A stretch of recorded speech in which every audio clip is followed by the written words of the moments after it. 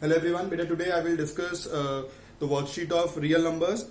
I will discuss all the levels. Beta level 1 is question number 1, a rational number between root 2 and root 3. बेटा root 2 और root 3 के बीच में कौन सी values आ रही हैं आपको ऑप्शंस गिवन है उसमें से हमें बताना है. तो रूट 2 की बेटा वैल्यू याद कर लिए तो रूट 2 की वैल्यू होती है 1.414 समथिंग एंड रूट 3 की वैल्यू होती है 1.732. अब इसके बीच में बेटा ऑप्शन देख लीजिए. पहला ऑप्शन है 1.2, इनके बीच में नहीं आ रहा है वो. रूट 4 is 2 तो वो भी नहीं आ रहा है. रूट 4 is 2 तो वो भी नहीं आ रहा है. सी ऑप्शन इज 1.5 तो 1.5 लाई कर रहा है 1.4 और 1.7 के बीच में. तो answer is option C 1.5. Second देखिए बेटा, after how many decimal places the decimal expansion of 43/400 will terminate. इसमें पूछा हुआ है कि अगर इसको हम डेसिमल में लाएंगे तो after how many places it will terminate, that means remainder 0 आएगा. तो इसके बेटा हम 400 के फैक्टर्स निकालते हैं. 400 क्या होता है? 400 इज 40 इंटू 10 या फिर 4 इंटू 100. 4 के फैक्टर्स हो गए 2 इंटू 2. 100 के फैक्टर्स हो गए 2 इंटू 2 इंटू 5 इंटू 5. इसको अगर आप प्राइम फैक्टराइजेशन करके करोगे तभी बेटा सेम आएगा. दैट मीन्स 43 इंटू 2 की पावर 4 और 5 की पावर 2. तो बेटा इक्वल करने के लिए यहाँ पे 5 कितने दो, यहाँ पे 5 दो है, 2 है 4. तो हम इसे इक्वल करने के लिए ये कर देंगे. यहाँ पे 5 की पावर भी 4 हो जाएगी, 2 की पावर भी 4 हो जाएगी. तो ये हो जाएगा 43 अपॉन 43 इंटू 25. ऊपर वाला मल्टीप्लाई करने की जरूरत नहीं है. तो ये हो जाएगा 2 इंटू ये. इसे फिर आप सॉल्व करोगे तो 43 इंटू 25 ऐसे रहने दीजिए और ये हो जाएगा 2 इंटू 5 की पावर 4. 43 इंटू 25 और नीचे आ गया 10 की पावर 4. तो 43 इंटू 25 अपॉन 40 ये आ गया. दैट मीन बेटा ऊपर कुछ भी नंबर आए तो आपका डेसिमल 4 से पहले लगेगा. जो भी नंबर आएगा डेसिमल कितने से पहले लगेगा? 4 डिजिट से पहले. That means after 4 decimal places it will terminate. तो आपको बेसिकली ऐसे क्वेश्चंस में करना क्या होता है, नीचे वाला जो भी नंबर होगा उसकी आप प्राइम फैक्टराइजेशन करोगे. प्राइम फैक्टराइजेशन के बाद जितने भी 2 होंगे और 5 करेंगे उन्हें आपको इक्वल करना है. ठीक है. इक्वल करने के बाद आप देखोगे 2 की पावर 4 और 5 की पावर 4 आ गई. तो दोनों को मल्टीप्लाई कर दोगे एक ही ब्रैकेट में डाल के, तो 10 की पावर 4 हो गई. तो 10 की पावर 4 मतलब 10,000. तो 10,000 में 4 0 हो गई. That means after 4 decimal places the decimal expansion of this will terminate. Simple. ठीक है. ये बेटा 1 मार्क में क्वेश्चन बहुत रिपीटेडली आता है, तो ध्यान से बेटा थोड़े बहुत और क्वेश्चन आप ट्राई कर लीजिएगा इससे. ठीक है. Question number 3 is the HCF of the smallest composite number. बेटा स्मॉलेस्ट कंपोजिट नंबर कौन सा है? The number that has more than 2 factors. 1 तो है ही नहीं, 1 is neither prime not composite, 2 is a prime number, 3 is a prime number, 4 is a composite number. एक तो 4 हो गया and smallest prime number is 2. तो इसका हमें क्या निकालना है? HCF. बेटा HCF क्या आएगा 4 और 2 का? 4 के फैक्टर्स होंगे 2 इंटू 2 और 2 का तो 2, ये कॉमन क्या आ रहा है 2. तो HCF क्या हो गया 2. ठीक है. Next is fourth. ए दिया हुआ है एक्स क्यूब वाई स्क्वायर और बी दिया है एक्स वाई क्यूब. ठीक है. ये दिया हुआ है, हमें इसका निकालना है HCF और LCM दोनों. देखिए बेटा HCF निकालने के लिए आप देखो कॉमन क्या है. यहाँ पे x 3 है, यहाँ पे x 1 है, तो 1 तो कॉमन आ गया x. y कितने कॉमन आ रहे हैं? 2. HCF मतलब कॉमन क्या आ रहा है? कॉमन हो गया वो एक्स वाई स्क्वायर. एलसीएम निकालने के लिए बेटा कौन से दो फैक्टर्स हैं? एक्स और वाई है. मैक्सिमम टाइम्स एक्स यहां पर आ रहा है तो एक्स क्यूब और वाई यहां पर आ रहा है तो वाई क्यूब. एलसीएम वाले में देख रहे हैं मैक्सिमम टाइम कितनी बार आ रहा है, तो मैक्सिमम टाइम एक्स यहां पे 3 बार आ रहा है तो एक्स क्यूब लिख दिया वाई यहां पर. और एलसीएम एचसीएफ वाले में देखना है आपको कॉमन क्या आ रहा है. तो कॉमन दोनों में अगर देखोगे तो एक्स वाई स्क्वायर ये हो गया बेटा. ऑप्शन हो जाएगा. फिर हम देखिए ऑप्शन जो मैच कर रहा है वो हो गया हमारा x y square x cube y cube. That means option B is correct. ठीक है. नेक्स्ट देखिए बेटा क्वेश्चन नंबर 5.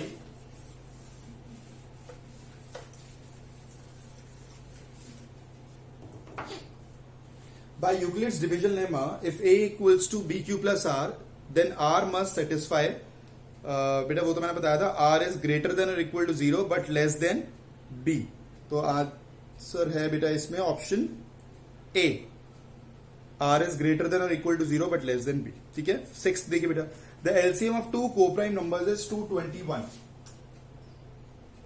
LCM दिया हुआ है 221 और one number is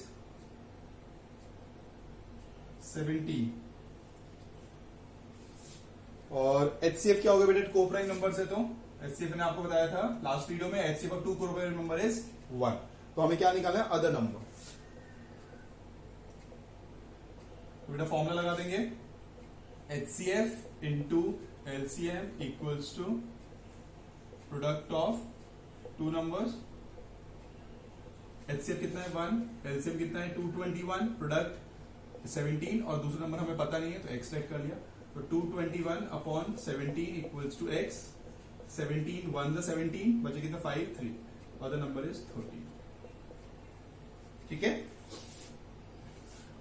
नेक्स्ट देखिए बेटा, लेवल 1 खत्म हो गया, लेवल 2 पर आएंगे बेटा।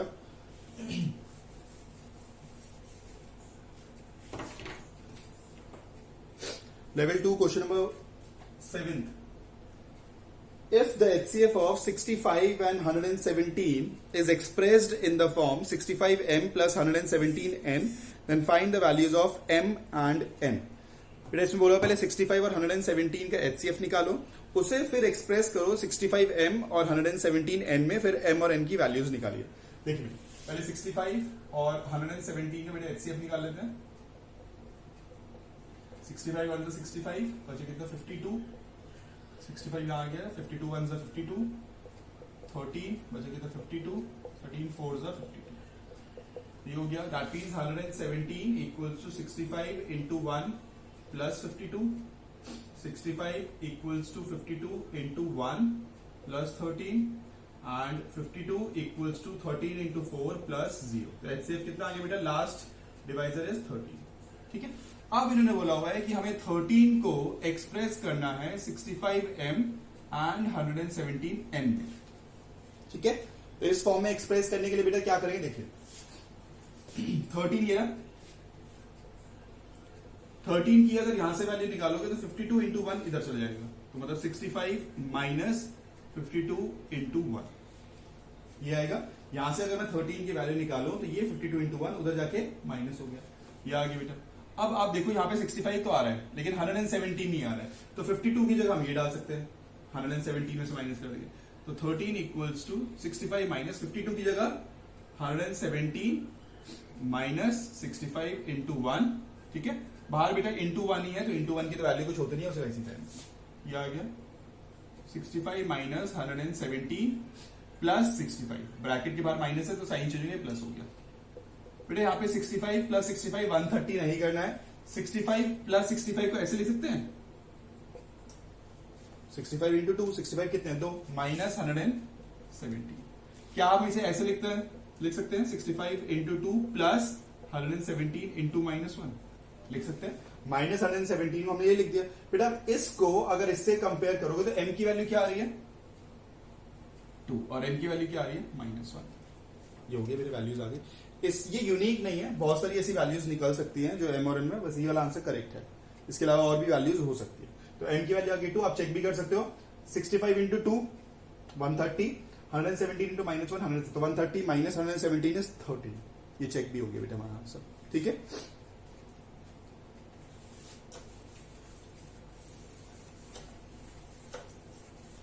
क्वेश्चन नंबर 8 बेटा,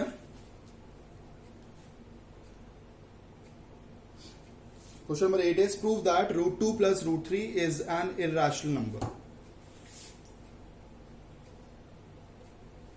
इसको बेटा irrational number प्रूव करना है, इंपॉर्टेंट है बेटा, ध्यान से देखिएगा। तो let us assume on the contrary that let us assume that √2 plus √3 is a rational number। अगर ये रैशनल नंबर है तो it can be express in the form P upon Q। P and Q are integers where Q is not equal to 0 and HCF of P and Q is 1, that means they are co-prime। अगर यहाँ पे ये भी लिख दोगे आप P and Q और co-prime वो भी चलेगा, HCF of PQ is 1 तो वो भी चलेगा।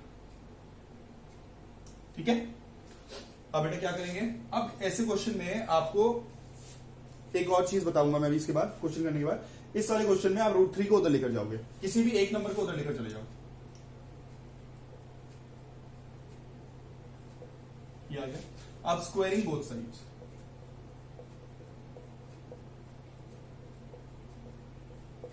ठीक है, तो ये हो गया 2a square plus b square minus 2ab, ये आ गया बेटा, ठीक है।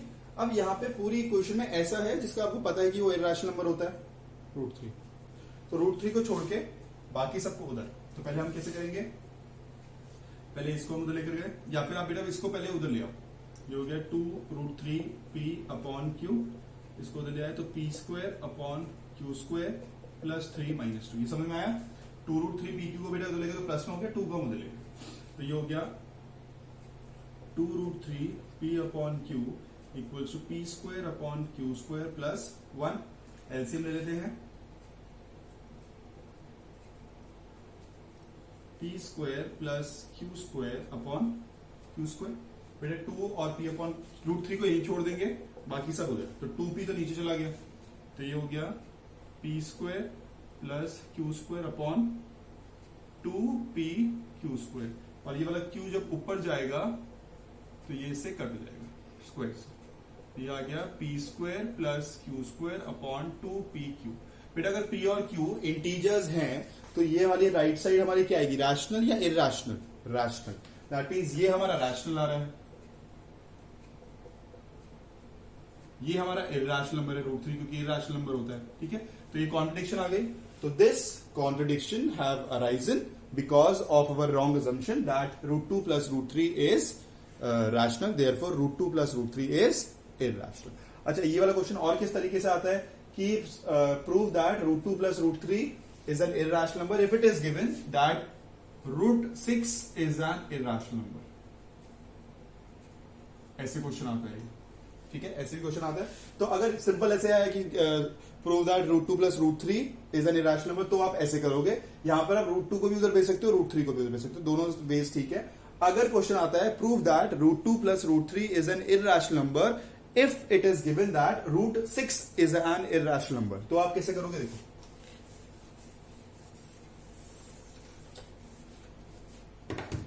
उसमें भी बेटा वही लेटर सपोज वाला को तो वहां तक ऐसे करना है, यहां तक आप सेम करोगे, उसके जब आप स्क्वायरिंग करोगे, स्क्वायरिंग बोथ साइड्स, तो उधर नहीं ले जाना, क्यों, अभी पता चल जाएगा। तो a² 2 b² 3, ये आएगा 2√6, √2 इंटू √3, 2 इंटू a b, ठीक है, तो ये आ गया इक्वल्स टू p²/q², ये कितना आ गया 5 प्लस 2√6/p²q², तो 2√6 equals to p²/q² minus 5, 2√6 equals to p² minus 5q²/2 भी इधर आ जाएगा, तो √6 equals to p² minus 5q²/2q²।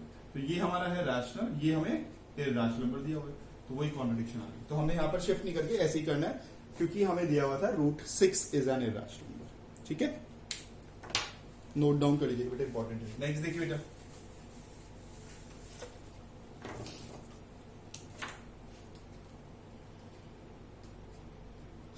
next question is show that n² minus 1 is divisible by 8 if n is an odd positive integer। हमें show करना है कि n² minus 1 जो है वो 8 से डिविजिबल होगा अगर n जो है वो ऑड पॉजिटिव इंटीजर है। अच्छा देखिए बेटा, ऑड पॉजिटिव इंटीजर की दो फॉर्म्स होती है, एक तो ये होता है, कोई भी ऑड नंबर आप इस फॉर्म में एक्सप्रेस कर सकते हो, दूसरी ऑड नंबर की फॉर्म क्या है, ये वाली। अगर 2 में करनी है तो यही फॉर्म बनेगी, ठीक है, क्योंकि जो r होता है वो इससे छोटा ही आता है बेटा। 2q किसी भी नंबर की 2q या 2q प्लस 1 बनी बनेगी, तो 2 में 2 बनती है, 2q और 2q प्लस 1, तो 2q तो हमारा इवन नंबर होता है, और उन्होंने क्वेश्चन में दिया ऑड, तो 2 वाले में तो ऑड वाली ये वाली बनेगी, और 4 वाले में 4 बनती है, 4q, 4q plus 1, 4q plus 2, 4q plus 3, तो 4q और 4q प्लस 2 इवन हो गई, 4q प्लस 1 और 4q प्लस 3 क्या हो जाएगी, ऑड। तो अगर 2 में लोगे तो ये चलेगा, 4 में लोगे तो ये चलेगा।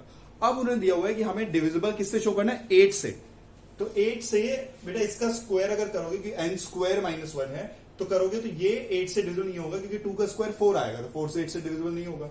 यहां पर करोगे तो 4 का स्क्वायर कितना आएगा, 16, तो वो 8 से डिविजिबल हो जाएगा, दैट मींस हम ये वाली फॉर्म लेंगे बेटा, ठीक है। अब इसमें क्या करना है देखिए, हमारा नंबर क्या है, n स्क्वायर माइनस 1 को हमें दिखाना है डिविजिबल बाय 8, ठीक है। तो let n be any odd positive integer, ठीक है। Let n be any odd positive integer, तो n की फॉर्म्स क्या निकलेंगी, 4q plus 1 and 4q plus 3। n की दो वैल्यूज निकलेंगी, 4q plus 1 and 4q plus 3। अब बेटा हमें डालेंगे एक एक करके वैल्यू, n स्क्वायर माइनस 1, या तो आप इसे बेटा ब्रेक कर दो, a square minus b square वाले से n प्लस 1 n माइनस 1, ऐसे भी कर सकते हो, नहीं तो फिर सीधा आप n की जगह वैल्यू पुट कर दो। तो एक एक करके करेंगे, पहले हम ये वैल्यू पुट कर रहे हैं, ठीक है। n की जगह 4q plus 1 plus 1, 4q plus 1 minus 1, n की जगह ये वैल्यू पुट करिए बेटा, n की जगह 4q प्लस 1 प्लस 1, तो ये हो गया, ये कट गया बेटा, तो ये आया 4q प्लस 2 इंटू 4q, इसमें बेटा 2 कॉमन आ रहा है, ये क्या हो गया 8q 2q प्लस 1, क्या ये 8 से डिविजिबल है, अगर 8 लिखोगे तो 8 से 8 कटोगे तो मतलब डिविजिबल हो गया, that means it is divisible by 8। तो ये तो हो गया। अब ये वाले पे आ जाओ, केस 2, ये केस 1 हो गया, केस 2, n की जगह 4q plus 3,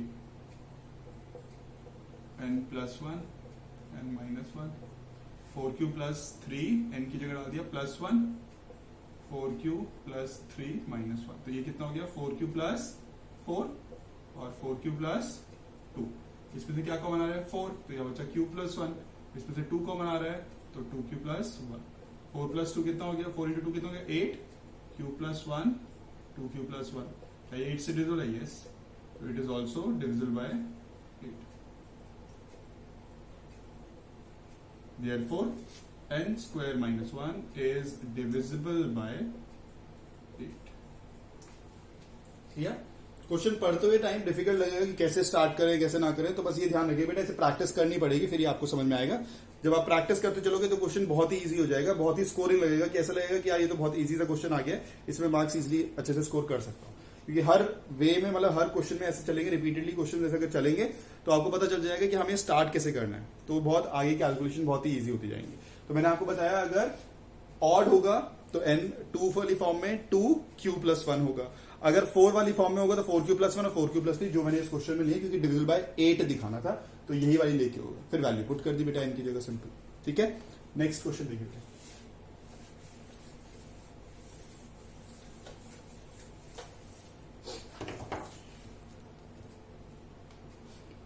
next question is prove that one of every 3 consecutive integers are divisible by 3। बेटा कोई भी 3 consecutive integers लोगे, जैसे मैंने ले लिया 11 12 13, इसमें से कौन सा 3 से डिविजिबल है, और ले लो बड़ा, ले लो 100 101 102, ये डिविजिबल है। ऐसी कोई भी 3 consecutive integers होंगे वो डिविजिबल बाय 3 होंगे, ये आपको प्रूव करके दिखाना, ठीक है। क्वेश्चन नंबर 10, बेटा 3 integers, so let the integers be n n plus 1 and n plus 2, ठीक है। बेटा अगर 3 से डिविजिबल हैं तो n की फॉर्म क्या हो सकती है, if a is divisible by 3 n, sorry, let the integers be n n plus 1 and n plus 2, and it can be of the form 3q plus 1 and 3q plus 2, यही होगी बेटा। 3 से divisible है तो अगर 3 से डिवाइड करो तो रिमाइंडर क्या होगा 0 1 2, देखो मैंने एक एक करके पुट कर दिया, a equals to bq plus r होता है, तो 0 पुट करा, 1 पुट करा, फिर r की जगह 2 पुट करा, तो 3q प्लस 1 और 3q प्लस 2। बेटा केस 1 जब n है, ठीक है, n की जगह पहले 3q डालोगे, फिर 3q प्लस 1 डालोगे, फिर 3q प्लस 2 डालोगे, ठीक है, इसमें कौन सा 3 से डिविजिबल है? ये वाला। ये 3 से डिविजिबल नहीं है, ये 3 से डिविजिबल नहीं है। केस 2,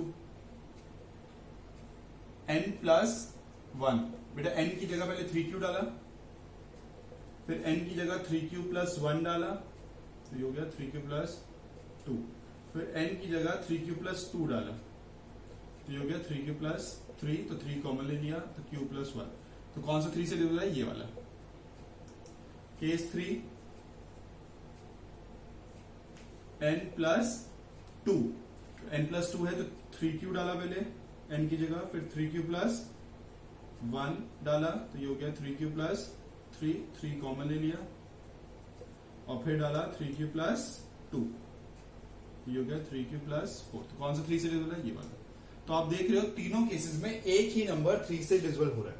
यहां पर ये वाला हुआ, यहां पर ये वाला हुआ, यहां पर ये वाला हुआ। That means out of 3 consecutive integers, only one of the number will be divisible by 3. Clear?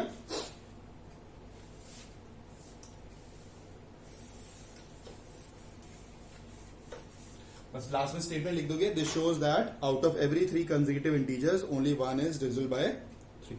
Next देखिए बेटा, नेक्स्ट नंबर बेटा 11th नहीं करा रहा हूं, वो आप कर लीजिएगा खुद, वो सिंपल सा है। 12 देखिए बेटा,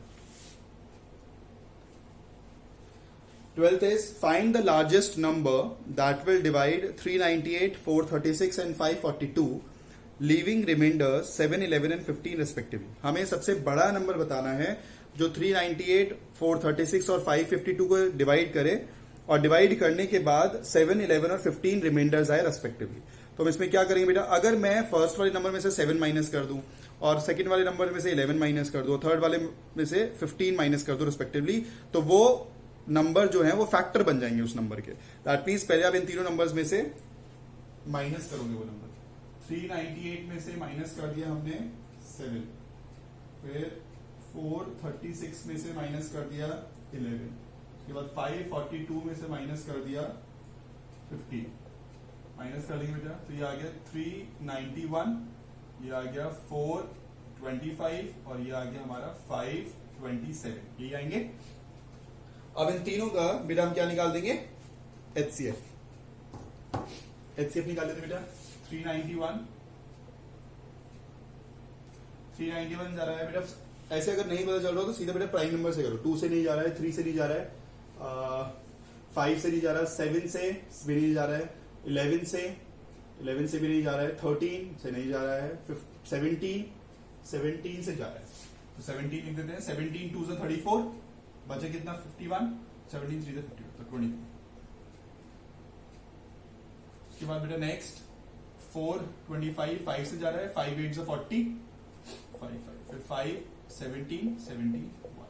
उसके बाद 527, ये भी 17 से जा रहा है, 17 3 से 51, 17 1 से 30, 31 से जा रहा है। ठीक है, तो 391 को आया 17 इंटू 23, 425 का आया 5 इंटू 17 और 527 का आया 17 इंटू 31। तो हाईएस्ट कॉमन फैक्टर कौन सा हो गया? 17 17 17 17। तो 17 is the largest number that will divide 398, 436 and 542 and leave remainder 7, 11 and 15 respectively. तो हमने क्या करा है इस क्वेश्चन में, पहले आप जो भी रिमाइंडर दिया हुआ है उसको पहले आप क्या कर दोगे? माइनस कर दोगे, फिर जो नंबर्स आएंगे सबट्रैक्ट करने के बाद उनका आप क्या निकाल दोगे? HCF। ठीक है, नेक्स्ट क्वेश्चन देखिए। Question number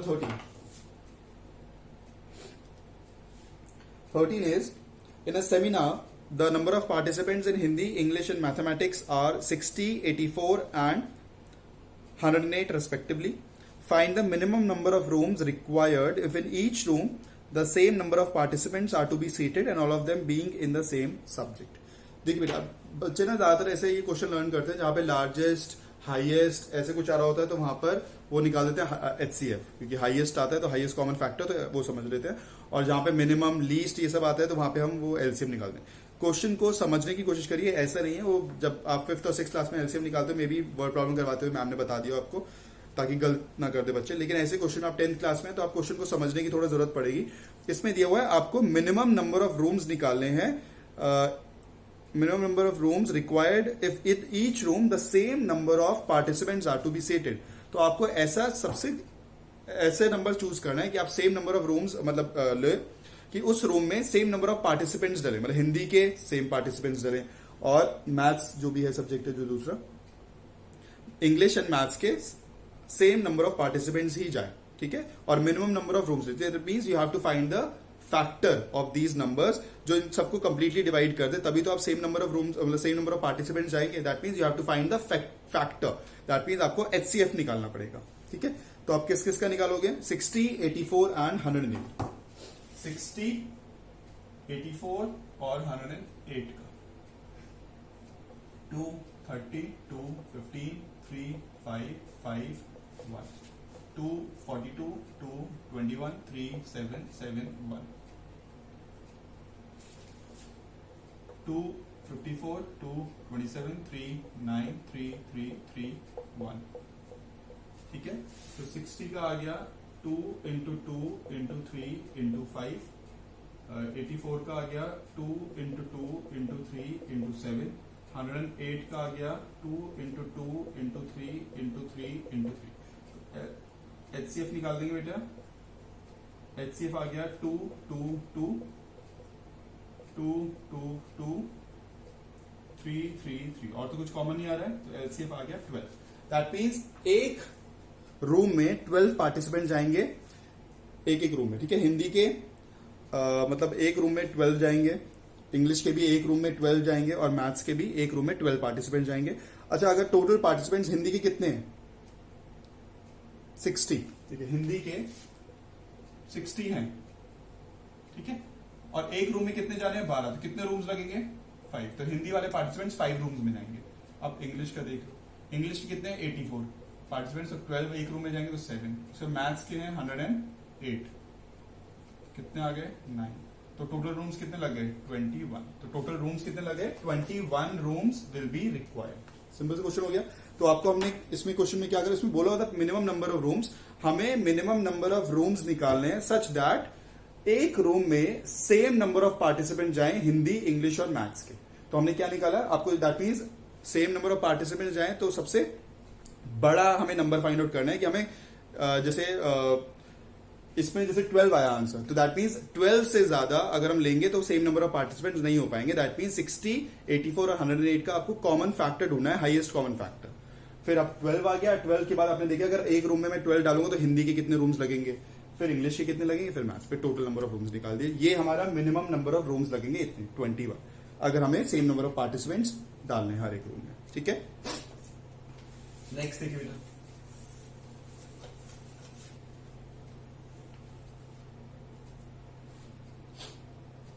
question number 14। Find the smallest number which leaves remainder 8 and 12 when divided by 28 and 32 respectively. सबसे छोटा नंबर निकालना है जो रिमाइंडर छोड़े 8 और 12 का, जब हम उसे डिवाइड करें 28 एंड 32 से। सबसे छोटा नंबर फाइंड आउट करना है जिसको हम 8 और जिसको हम 28 और 32 से डिवाइड करें तो हमारा रिमाइंडर है 8 और 12। तो पहले आप क्या करो, 28 और 32 में से जो भी रिमाइंडर्स है वो आप माइनस कर दो, ये आया, ठीक है। अब इन्होंने बोला हुआ है रिमाइंडर जो है हमारा 8 और 12 आना चाहिए, तो इन दोनों का पहले आप क्या निकालो? एलसीएम 28 और 32 का 47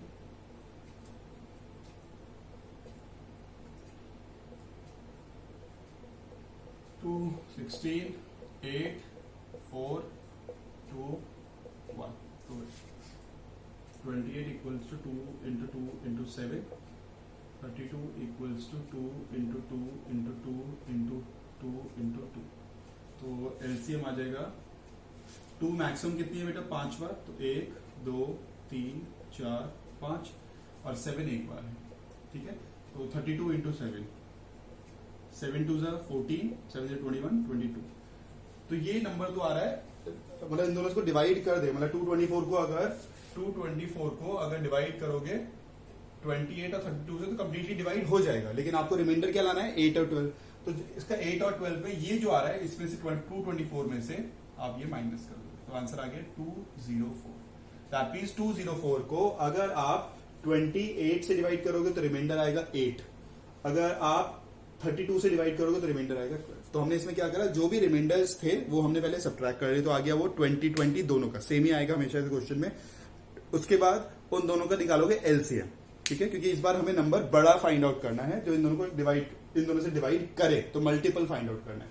तो 20 32 का एलसीएम निकाला तो आया हमारा क्या 224। फिर 224 को हमने देखा कि अगर मैं इसमें से 20 माइनस कर दूं जो ये आ रहा था तो हमारा आंसर आ जाएगा। क्लियर? देखिए बेटा लास्ट क्वेश्चन।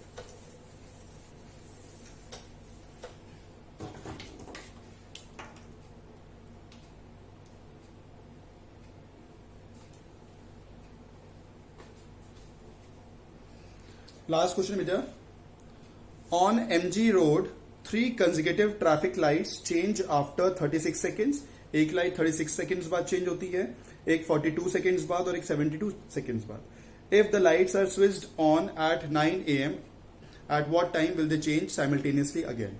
तो इसमें बोला हुआ है 3 लाइट्स हैं, एक हो रही है 36 सेकेंड्स बाद चेंज, एक 42 के बाद, एक 72 के बाद, और एक साथ हमने उन्हें स्टार्ट किया 9 AM पर। तो after how much time they will change simultaneously again. तो नंबर्स है बेटा 36, 42 और 72। तो हमें बेटा इसका जो जैसे ये आएगा 36 सेकंड्स बाद, आफ्टर 36 सेकंड 9 AM के बाद 36 सेकंड्स बाद चेंज होगी, फिर उसके बाद 72 सेकंड्स बाद चेंज होगी, फिर उसके बाद 108। तो मतलब 36 ऐसे बढ़ाते जाओगे, ऐसे ही 42 आगे बढ़ा। तो आप ये क्या निकाल रहे हो, मल्टीपल्स। दैट मीन्स आपको इनका क्या निकालना है, लीस्ट कॉमन मल्टीपल।